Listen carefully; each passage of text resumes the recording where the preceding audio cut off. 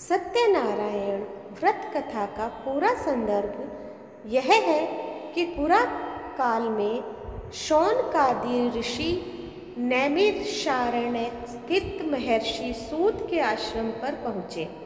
ऋषिगण महर्षि सूत से प्रश्न करते हैं कि लौकिक कष्ट मुक्ति, सांसारिक सुख समृद्धि एवं पारलौकिक लक्ष्य की सिद्धि के लिए सरल उपाय क्या है। महर्षि सूत शौनकादि ऋषियों को बताते हैं कि ऐसा ही एक प्रश्न नारद जी ने भगवान विष्णु से किया था।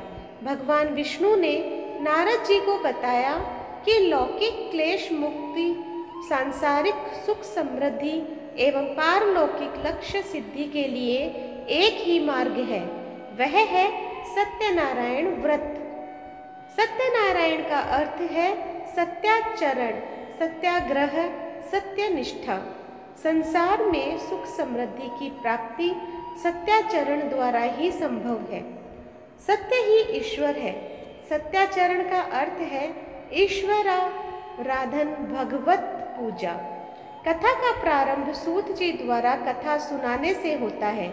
नारद जी भगवान श्री विष्णु के पास जाकर उनकी स्तुति करते हैं। स्तुति सुनने के अनंतर भगवान श्री विष्णु जी ने नारद जी से कहा, महाभाग, आप किस प्रयोजन से यहाँ आए हैं? आपके मन में क्या है?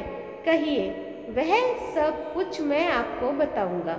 नारद जी बोले, भगवान, मृत्युलोक में अपने पाप कर्मों के द्वारा विभिन्न योनियों में उत्पन्न सभी लोग बहुत प्रकार के क्लेशों से दुखी हो रहे हैं।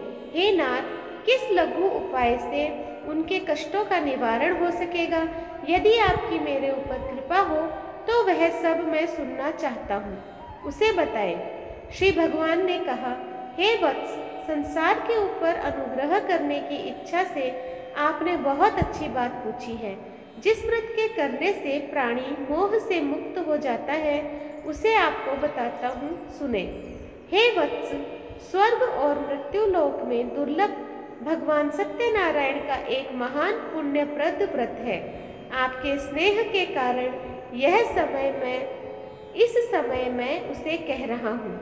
अच्छी प्रकार विधि विधान से भगवान सत्यनारायण व्रत करके मनुष्य शीघ्र ही सुख प्राप्त कर परलोक में मोक्ष प्राप्त कर सकता है।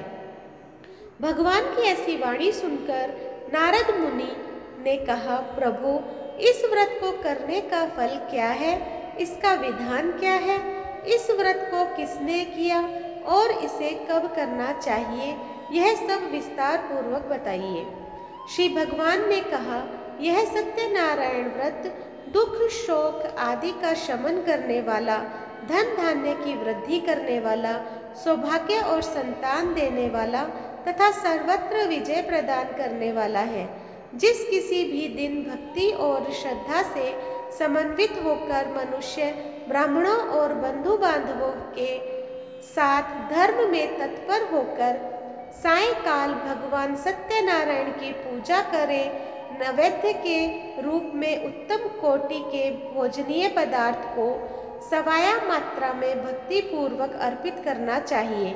केले के फल, घी, दूध, गेहूं का चूर्ण अथवा गेहूं के चूर्ण के अभाव में साठी, चावल का चूर्ण, शक्कर या गुड़, यह सब भक्ष्य सामग्री सवाया मात्रा में एकत्र कर निवेदित करनी चाहिए।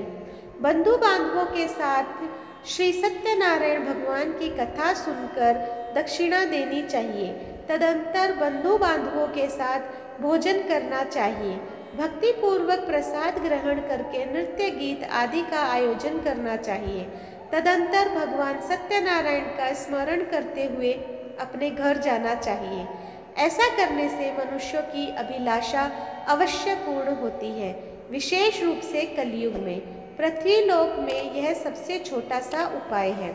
तो दोस्तों, आज मैंने आप लोगों के सामने श्री सत्यनारायण व्रत कथा का अध्याय 1 सुनाया है। आप लोगों को कैसा लगा मुझे कमेंट बॉक्स में ज़रूर बताइएगा और आगे के अध्याय सुनने के लिए मेरे चैनल को सब्सक्राइब जरूर कर दीजिएगा। और जो लोग मेरे चैनल पे नए आए हैं, प्लीज़ सब्सक्राइब कीजिए, लाइक कीजिए और शेयर कीजिए अपने दोस्तों और परिवार में। और इसी तरह मेरा सहयोग करते रहें। धन्यवाद।